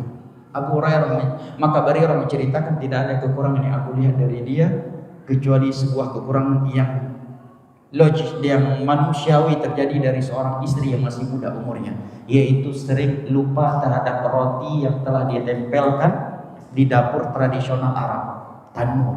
Orang Arab kalau masak roti itu mereka tempelkan di dinding dapur mereka yang berbentuk sumur. Terkadang dia lupa mengangkatnya kecuali dalam keadaan hangus. Menunjukkan apa juga? Berarti Nabi kita sering makan roti yang kehangusan karena Aisyah lupa menariknya. Kalau bahasa sekarang, sering makan nasi hangus karena istri lupa. Tapi nggak ada tuh riwayat Nabi marah-marah. Kenapa ini sering kali nasi mulai keras? Apa udah nggak cinta lagi sama abang ya? Apa memang udah nggak memuliakan lagi suamimu ini? Ya udah, kalau kamu udah nggak cinta lagi, udah nggak peduli lagi sama abang, cari saja saya. Masih banyak akhwat yang menunggu abang di Batam ini. Terlalu pede. Enggak jamaah. Ini nasihat buat saya pribadi sebagai seorang suami, sebagai seorang ayah juga yang memiliki 6 anak. Dan anak membacakan ini bukan karena anak lebih sempurna dari antum, bukan. Ini kajian untuk diri anak sendiri. Ini isi kajian sebagai tamparan buat anak sendiri yang pertama kali sebelum antum semuanya.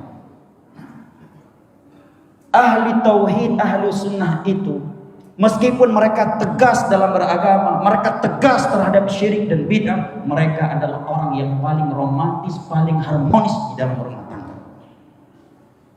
Meskipun mereka tegas dalam masalah agama, tegas dalam bab syirik, tegas ketika berbicara tentang bid'ah, tetapi mereka adalah para penggombal kelas kakap terhadap istri mereka. Nah, Nabi kita, seorang panglima, rasul, nabi, orang yang paling ditarget untuk dibunuh. Tapi lihat betapa harmonis dan romantisnya bersama istri. Bahkan terkadang menggombali istrinya dengan memanggilnya ya Humairah. Wahai istriku yang cantik jelita, saking cantiknya sehingga kemerahan kulitnya. Sekalian tuh panggil istri antum dengan itu. Ini nomor istri disimpan di WA Bunda. Emangnya dia yang melahirkan antum? Ya. Nomor istri disimpan di HP Umi. Umi itu artinya ibuku. Nabi pernah bertamu ke sebuah rumah dari rumah sahabatnya, mendengar sahabatnya memanggil istrinya ukhti. Maka Nabi mengatakan, apakah kamu satu ayah satu ibu sama dia? Itu istri. Walaupun itu bukan hukum zihar, tapi di dalam Islam kita dianjurkan memanggil pasangan kita dengan panggilan-panggilan yang membuat kita semakin harmonis dan romantis. Simpan nomor istri itu my love, my wife, sayangku, cintaku, bidadariku, bahasa Arab qalbi, hatiku. Ini nomor istri disimpan bunda, bunda satu, bunda dua lagi. Nomor istrinya Umi, ibuku, Mama. Setelah kajian ini rubah itu semuanya, ganti my wife, my love, qalbi, cintaku, bidadariku, sayang. Nah, demikian juga ketika kita berbicara, jangan panggil istri bunda, panggil istriku, cintaku, sayangku. Pasti ketika kalimat itu keluar dari mulut ada pengaruh nggak di hati antum? Coba antum bayangkan ketika antum memanggil istri bunda, jalan kita dengan antum memanggil sayangku udah siap, bidadariku udah siap. Kira-kira kondisi hati antum mana lebih sempurna terhadap istri antum? Antara ketika antum memanggilnya bunda, umi, dengan ketika antum memanggil dia istriku, cintaku, bidadariku. Beda nggak suasana hati? Yang tadi yang mungkin agak sedikit berubah kan? Si istri juga ada mikir kelepek-kelepek dia, yang tadinya mau minta beli abaya baru nggak jadi minta. Alhamdulillah jadi hemat dikit antum. Ya. Iya kan? Yang tadi yang mengajak makan ke restoran bintang 5 akhirnya ya pecel lele di pinggir rumah pun jadi. Jadi hemat itu antum. Nah, kita terkadang kurang peduli dengan hal yang seperti ini. Seakan-akan orang kalau udah ikut sunnah itu tegang aja suasananya. Seakan-akan karena tegas terhadap tauhid, dalam masalah tauhid, ya keras terhadap syirik dalam bid'ah. Seolah-olah dalam rumah tangga juga ikut tegang. Nabi kalau di luar rumah itu main ya jadi imam, berperang, bimbing umroh, bimbing haji, menyelesaikan pertikaian, menyambut ya utusan-utusan negara lain, ya utusan musuh. Tetapi ketika bersama istri dan anak-anaknya, beliau lebih romantis dan harmonis daripada aktor-aktor di film sinetron Korea yang lebay bin alay itu. Kenapa antum nggak bisa seperti itu? Kita nabi, rasul bukan, panglima perang bukan, baru jadi Pak RT, udah tegang hidupnya. Baru RT udah jadi tegang hidupnya, udah kayak seakan-akan ada gunung Uhud di atas kepalanya kalau masuk ke rumah. Baru jadi RW udah kena asam lambung. Baru jadi panitia pembangunan masjid, udah tegang setiap pulang ke rumah, udah naik asam lambungnya setiap pulang. Nabi pulang perang bisa harmonis dengan Aisyah, mengajak Aisyah lomba lari pulang perang. Perang Banil Mustaliq. Dalam perjalanan pulang perang capek atau tidak jemaah? Lelah atau tidak? Lelah, tegang otak ini. Tetapi Nabi berkata kepada para sahabatnya, taqaddamu, kalian jalan ke depan. Kemudian beliau berkata kepada Aisyah, kita lomba lari. Dan Nabi saat itu umurnya bukan 30, 40. Di atas 50 tahun yang pertama kalinya. Yang kedua kalinya beliau sudah berumur berkisar 60 tahun melakukannya. Jangan antum katakan itu untuk ikhwan yang baru-baru nikah, Ustaz.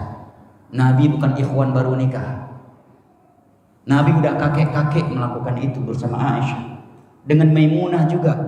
Maimunah menyebutkan hal yang serupa dengan itu. Mandi junub bareng Nabi SAW. Bisa Nabi memposisikan dirinya sebagai suami di depan istrinya, sebagai seorang ayah untuk anak-anaknya, sebagai seorang kakek untuk cucunya, sebagai panglima terhadap para sahabatnya, sebagai imam di dalam masjid, sebagai khatib di atas mimbar, sebagai panglima di medan jihad, sebagai suami yang harmonis dan romantis di hadapan istri-istri.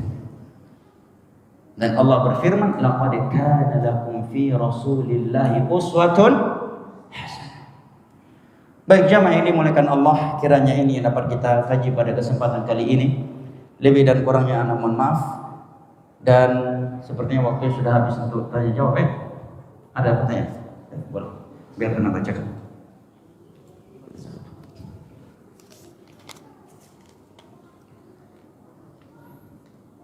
Maaf Ustaz, tolong nasihatnya menghadapi kejenuhan dalam menjalani rumah tangga, dan bolehkah untuk menghilangkan kejenuhan dengan hal-hal yang mubah, contoh pergi memancing. Ya ikhwan, antum tersinggung atau tidak? Para pemancing itu manusia yang paling tidak maju hidupnya di dunia ini. Karena kalau mereka maju nyemplung ke laut atau ke sungai atau kolam ikan yang ada di depannya. Baik, atau pimpong. Baik jamaah ini dimuliakan Allah, al-aslu fil asya' al-ibahah. Ya. Hukum asal pada sesuatu adalah kebolehan. Satu. Yang kedua, jangankan di dalam menjalankan rumah tangga, dalam ibadah pun, sholat, puasa, haji, umrah, tilawatul Quran, setiap muslim itu mengalami kejenuhan, siapapun dia, ya kan? Nabi mengatakan likulli amali syirra wa likulli syirratin fatara, faman kanat fataratu ila sunnati faqad aflah wa man kanat ila ghairi dzalik faqad halak. Hadis riwayat Ahlus Sunan.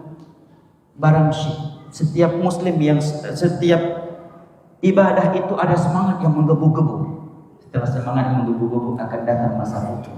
Semua mengalami futur. Ustaz juga futur jemaah. Yang antum kira ikhwan aja yang futur. Ikhwan futur, ustaz juga bisa futur. Ya. Ustaz bisa futur, ustazah bisa futur juga. Cuma futurnya bertingkat-tingkat.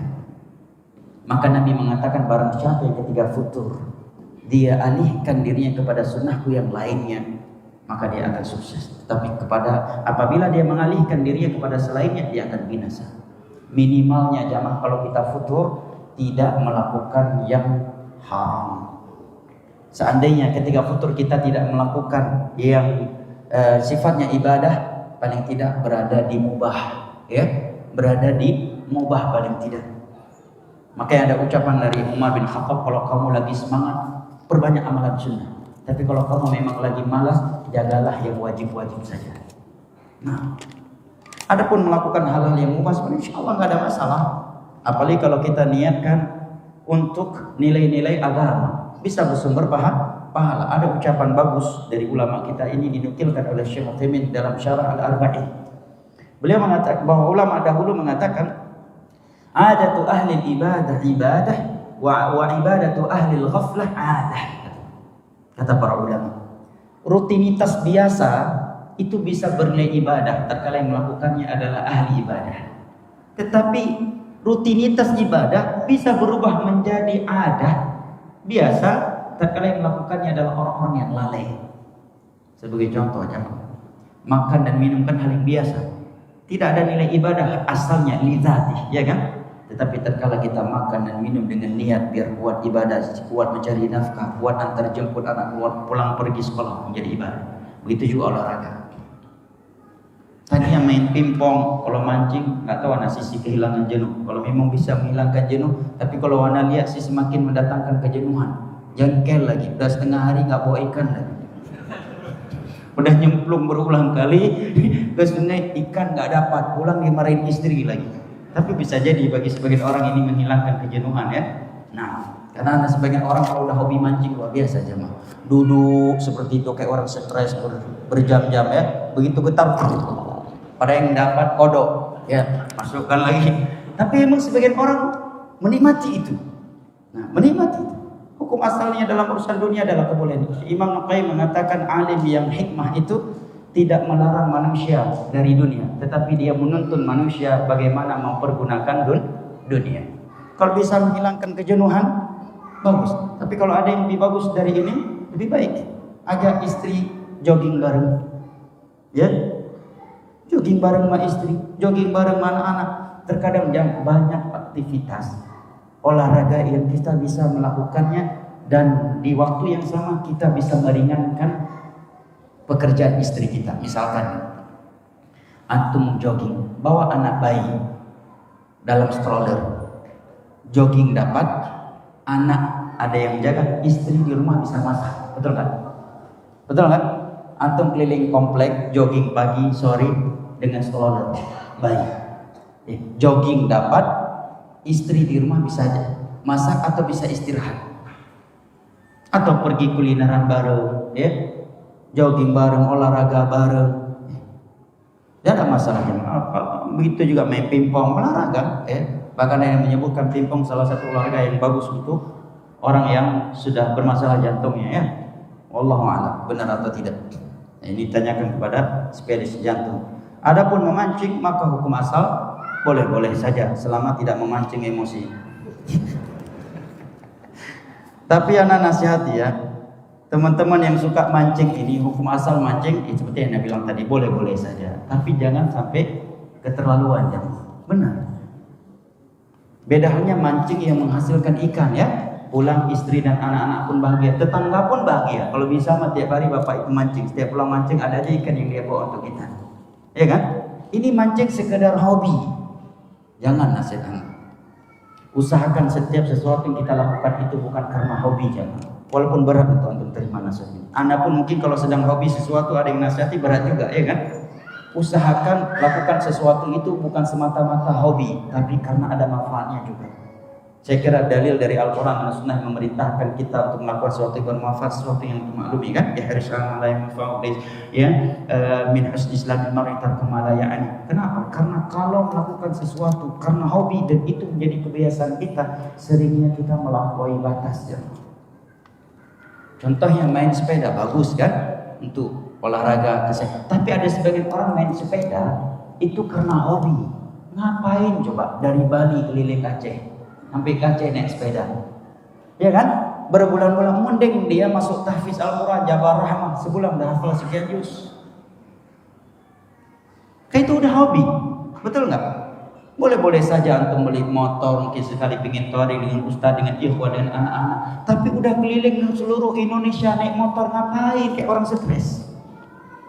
Banyak waktu yang terhabiskan. Mending antum gunakan dengan ziarah, silaturahim dengan mertua, jenguk mertua, ajak mertua kulineran, ya. Ajak adik ipar, ya, bareng istri antum makan-makan, keluar uang tersebut, ya. Gunakan kepada yang lebih manfaat. Usahakan lakukan suatu aktivitas bukan semata-mata karena hobi. Kalau sudah hobi, seringnya kita melampaui batas. Anak sendiri waktu itu memang berat menerima, ya. Apalagi dulu memang suka banget main bola, ya. Tapi beberapa guru anak dia menasihati, ente nggak usah main bola, masih banyak olahraga lain yang lebih bermanfaat dan lebih safety. Jogging, lari, gelut, main karate atau apalah, kickboxer atau apalah. Sedangkan main bola paling sering menciptakan cedera, paling sering membuat ikhwah berantem. Walaupun hukum asal tidak haram. Kalau santri yang saklek, wah syekh ini tegang banget orang yang mengharamkan main bola. Padahal bukan konteks mengharamkan, konteks memberikan yang terbaik, yang lebih baik. Tapi kadang karena kita udah hobi, berat. Orang kalau udah hobi, Anda lihat, jangankan ikhwan sebagian mahasiswa, santri di 10 terakhir bulan Ramadan, malam terakhir main bola, main futsal. Kayak ada waktu lain. Kenapa? Karena udah hobi. Begitu juga lagi umroh, main sepeda umroh, ya, main sepeda dari pagi sampai sore umroh. Bukan nggak boleh, tapi ente sedang umroh, waktu umroh terbatas, waktu antum terlalu mahal untuk main sepeda. Sedangkan main sepeda masih ada waktu setelah umroh dan sebelum umroh, ya kan? Bukan konteksnya nggak boleh. Begitulah kalau kita udah melakukan sesuatu karena hobi, seperti orang hobi mancing, itu bukan lagi ikan yang menjadi targetnya. Aksesoris pancing pun itu pengaruh aja. Pas dia memancing, lihat kawannya aksesorisnya bagus, besok dia akan beli juga. Main sepeda karena hobi, akhirnya apa? Ikut-ikutan, yang lain sepedanya 20 juta, dia juga yang 20 juta. Bukan lagi karena manfaat di balik main sepeda, karena hobi. sepatu sepedanya, aksesoris sepeda, dia akan menyesuaikan dengan kawan-kawannya. Begitu juga yang touring, sesuaikan helmnya, walaupun helmnya udah standar sebenarnya, tetap dia beli lebih bagus lagi untuk menyesuaikan kawan-kawannya, sepatunya, bajunya, knalpotnya dan sebagainya. Maka usahakan kalau melakukan suatu aktivitas yang mubah, bukan semata-mata karena hobi. Karena kalau udah hobi, repot nanti kan. Dan antum sendiri kerepotan, apalagi kalau sedang tidak berkemudahan rezeki, bakal kerepotan. Nah, wallahu a'lam bishawab. Kalau dikatakan boleh, boleh saja. Ya, pancing sekali ya, kemudian bawa pulang ikan ya, dengan syarat bukan mancing emosi ya. Bagaimana menguatkan hati membimbing keluarga padahal masa lalu kita tidak baik? Yang pertama doanya. Ada sebuah doa seyogianya semua kita menghafalnya, minimal hafal bahasa Indonesia.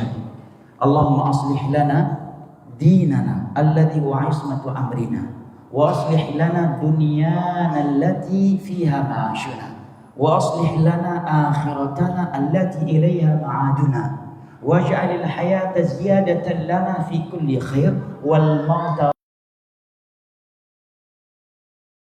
Sangat mencakup maknanya. Artinya antum hafalkan ya. Ya Allah, perbaikilah agama kami yang merupakan tonggak segala urusan kami. Ya Allah, perbaikilah dunia kami karena kami sedang berada di dalam berat. Ya, kalau dunia kita sedang berantakan. Memang dalam majelis ngomong mudah, sabar miskin, sabar di atas kemiskinan. Terkadang baru 2 hari. Inilah sisa-sisa umur kami ini sebagai kesempatan untuk menambahkan pahala kebaikan. Dan jadikan kematian itu sebagai peristiharatan untuk kami dari segala kejelekan. Ajarkan doa ini kepada diri, kepada istri dan anak-anak kita. Perbanyak doa. Ini tips yang pertama. Semua perkara tidak ada yang lebih memberikan pengaruh terhadap sesuatu selain daripada doa. Bahkan Nabi mengatakan tidak ada yang bisa menghalangi takdir kecuali doa. Tidak la yardul qada illa doa. Perbanyakkan doa. Yang kedua, hadirkan di dalam hati kita bahwa bahtera rumah tangga ini bukan sekedar tentang rayu-merayu, sekedar tentang cinta-cintaan, sekedar tentang hubungan biologis. Tetapi rumah tangga itu lebih luas dari itu. Rumah tangga itu di sana ada tugas cari nafkah, tugas memasak, tugas ngapel, tugas mendidik, tugas antar jemput anak-anak. Hadirkan di dalam hati kita bahwa itu semuanya bernilai ibadah antara kita dengan Allah kalau kita melakukannya dengan ikhlas. Kalau motifnya ini, maka insya Allah akan mudah. Berat bagi seorang perempuan ya, dia ngepel, dia masak ya kan, nyuci, rawat anak-anak, merawat suami, harus terlihat bersih, rapi, indah, wangi di depan suami yang berat. Tapi kalau dia hadirkan di dalam hatinya bahwa itu semuanya akan menjadi pahala buahnya, akan menghapuskan dosa, mengangkatkan derajatnya di sisi Allah. Dengan itu dia akan meraih surga Allah, maka akan ringan baginya untuk melewati itu semuanya. Demikian juga bagi kita suami dalam menjalankan tugas kita sebagai suami. Berat jemaah. Antum bersyukur kepada Allah kalau tidak haus terbakar di bawah matahari demi mencari sesuap nasi buat istri dan anak-anak. Banyak di luar sana saat ini kaum suami sedang dibakar punggungnya oleh terik matahari karena ngaduk semen demi nyari uang untuk bayar SPP anaknya. Kalau motifnya sekedar bayar SPP untuk anak agar bisa membahagiakan anak di dunia, sangat berat itu.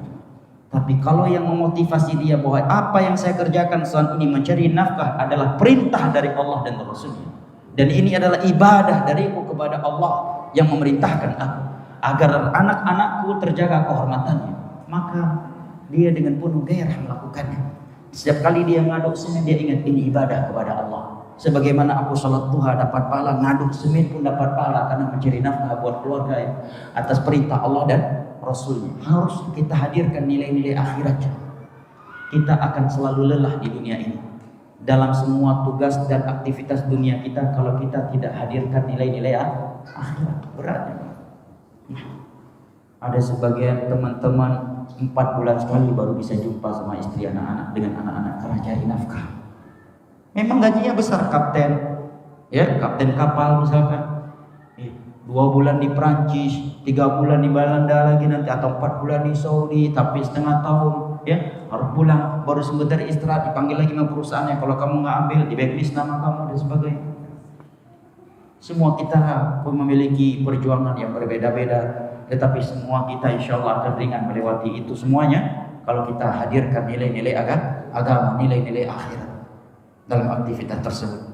Nah, wallahu ta'ala alam. Yang terakhir, ana mau tanya, di mana penggunaan medsos namanya musik sudah tidak bisa dihindari, dan apa ini, keluarganya saya saat ini baik dari penggunaan HP dan juga TV.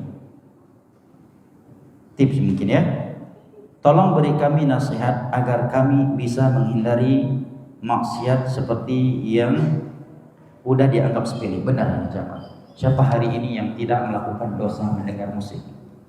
Dan perlu diketahui, dosa mendengar musik adalah orang yang mendengarnya, bukan orang yang terdengar olehnya musik. Makanya bahasanya memang istama'a ilal ghina, bukan sekedar terdengar olehnya. Istama'a, ada unsur kesengajaan. Dia mendengarnya untuk menikmatinya, maka akan Allah tuangkan timah yang mendidih ke dalam telinganya. Tapi kalau kita lewat terdengar, memang makan di situ bukan untuk mendengar musik, terdengar dan kita tidak menikmatinya. Antum ada sesuatu yang antum butuh, memang di mall nggak ada barang baik di tempat lain kecuali di situ, atau ada di tempat lain mungkin harganya berat untuk antum beli. Selesai pulang, siapa hari ini yang tidak mendengar musiknya atau yang tidak terdengar olehnya musik? Di depan Masjidil Haram pun terkadang masih terdengar musik ya kan? Maka jawabannya perbanyak istighfar. Dan kalau memang kita melakukannya karena unsur kesengajaan, segera istighfar kepada Allah dan hadirkan dalam hati, saya sudah melakukan dosa, ini hal, ini lebih baik daripada seseorang berinteraksi dengan hal-hal yang Allah haramkan tetapi hatinya tidak menganggap itu perbuatan dosa. Ini bahayanya. Masih mending orang melakukan kesalahan dan dia sadar ini kesalahan. Nah, hadirkan dalam hati kita musik Allah. Terkait medsos jamaah, ini fitnah yang sangat besar jamaah. Tidak hanya mengorbankan ikhwan dan akhwat biasa, ustadz dan ustadzah pun bisa korban medsos. Korban medsos dengan berbagai bentuk, dari berbagai sisi. Maka tidak ada tips dan solusi terbaik agar kita selamat dari fitnah medsos ini selain daripada membaca doa Allahumma muqallibal qulub tsabbit qalbi ala dinik. Rabbana la tuzigh qulubana ba'da idh hadaitana wa hab lana min ladunka rahmah innaka antal wahhab. Menghadirkan di dalam hati kita, hati anak-anak kita, rasa takut kepada Allah. Tidak ada yang lebih menghardik seseorang untuk bermaksiat kepada Allah selain daripada rasa takutnya kepada Allah. Hadirkan ke dalam hati kita, istri dan anak-anak kita, bahwa Allah selalu melihat dan mengetahui apa yang kita lakukan. Sebagaimana kalau di masjid Allah melihat kita, ketika di luar masjid juga Allah Maha melihat kita. Selain dari itu jamaah, siapa yang bisa mencegahnya? Sekarang kalau antum nggak berikan HP, nggak mungkin anak butuh HP-nya kan, sekolah dan sebagainya. Kalau kita menjaga dia, kalau dia sedang di kamar tidurnya di malam hari, siapa yang bisa mengontrol apa yang dia nonton, apa yang dia lihat, ya kan? Tidak ada yang bisa menghalangi dia selain rasa takut kepada Allah yang telah kita tanamkan ke dalam hati dia. Makanya itu yang ditanamkan oleh Luqman alaihissalam kepada anaknya di dalam surah Luqman, ya kan? Ya bunayya inna itakun in takum mithqala habatin min khardalin fatakun fi sakrah aw fil ardi ya'ti biha Allah. Allah akan mengetahui dan Allah akan datangkan. Wa amma man khafa maqama rabbih wa nahan nafsa 'anil hawa. Karena takut kepada Allah, dia mampu mengontrol hawa nafsunya. Kemudian banyak mengingat akhirat dan juga mengingat bahwa waktu itu akan dihisab oleh Allah Jalla wa ala. Ini penyakit yang banyak sekali ummahat curhat, ya, baik sejak dengan tulisan seperti ini atau DM atau WA, curhat tentang suami-suami mereka yang sudah ngaji belasan atau puluhan tahun bahkan menghabiskan waktu dengan HP, nonton bola, nonton film, main Facebook, main WhatsApp. Udah di dalam kamar tidur masih asik dengan HP-nya, dengan FB-nya, dengan WA-nya, dengan IG-nya. Istri dan anak-anaknya terabaikan di sampingnya. Seolah istri itu makhluk yang tidak punya perasaan. Seakan istri dia itu hatinya dari batu, dari baja, bukan dari segumpal daging. Seakan istri dan anaknya tidak butuh untuk dibelai olehnya. Masih banyak kan? ikhwan yang seperti ini. Bahkan sebagian jamaah umroh sedang dalam Masjidil Haram, nunggu iqamat bentar doang kan antara adzan dan iqamah. Nggak sanggup menahan dirinya untuk nonton YouTube dalam Masjidil Haram, nonton IG, nonton film, bahkan ada yang main game dalam Masjidil Haram. Doa aja, fitnah besar. Ana mengatakan tidak ada yang hampir tidak ada yang selamat dari medsos ini. Kadang kita ingin membuang medsos itu, tapi udah nggak bisa lagi, yang udah masuk udah nggak bisa lagi, yang belum masuk ya udah jangan masuk. Ada beberapa masyayikh bisa, anak kenal beberapa masyayikh. Yaman itu sampai hari ini mereka belum mengenal dunia iPhone dan Android. Syekh Imam HP masih Nokia yang lama itu, diikat pakai karet lagi. Kalau masih bisa seperti itu, masya Allah, nikmat sekali hidup anda. Tapi ada beberapa ustadz yang bisa seperti itu, masya Allah. Ya. Kalau udah badai isya, HP-nya tutup memang. Kalau ada urgent, ya paling telepon istri atau anaknya. Ada beberapa ustaz. Ada beberapa ustaz senior memang nggak tahu dia dunia Android, dunia medsos itu nggak tahu dia. Kajian dimasuk medsos ada minjem. Itu masya Allah. Medsos ini bahaya sekali, banyak sekali waktu terhabiskan karena medsos ini. Nah, wallahu ta'ala a'lam bishawab. Semoga Allah Jalla wa ala menyelamatkan kita dari berbagai fitnah akhir zaman, dan mudah-mudahan Allah yang telah mengumpulkan kita di dalam rumahnya yang mulia ini kembali mengumpulkan kita semua di dalam syurganya pada hari kiamat kelak ma'an nabiyyin wasiddiqin wasyuhada'i wassalihin. Mudah-mudahan kita menjadi suami-suami yang pintar dan pandai dalam menciptakan sakinah, mawaddah dan rahmah di dalam rumah tangga kita untuk istri dan anak-anak kita, dan mudah-mudahan istri kita yang saat ini sebagai istri di dunia kita akan menjadi istri dan bidadari kita di dalam syurga pada hari kiamat kelak. Dan mudah-mudahan kita termasuk dari orang-orang yang Allah firmankan, walladzina amanu wattaba'at bihim dzurriyyatuhum biimanin alhaqna bihim dzurriyyatuhum wa ma alatnahum min 'amalihim min syai'. Wa sallallahu ala nabiyyina Muhammad wa ala alihi wa sahbihi wa sallam. Wa akhiru da'wana alhamdulillahi rabbil alamin. Subhanakallahumma wa bihamdik asyhadu an la ilaha illa anta astaghfiruka wa atubu ilaik. Wassalamu alaikum warahmatullahi wabarakatuh. Insyaallah jazakumullah khair wa syukran jazilan kepada Ustaz kami sampaikan, dan juga kepada kaum muslimin pada umumnya. Semoga bermanfaat apa yang beliau sampaikan dari faedah-faedah yang begitu indah. Kaum muslimin dan muslimat hadirin yang berbahagia, berakhir sudah sesi kajian siang hari ini, dan juga dengan berakhirnya sesi duha kali ini juga berakhir rangkaian sesi safari dakwah beliau di Kota Batam, dan insya Allah beliau akan berpulang ke kampung halaman beliau. Kita mendoakan Ustaz dengan keberkahan dan juga keselamatan hingga sampai pada kampung halamannya.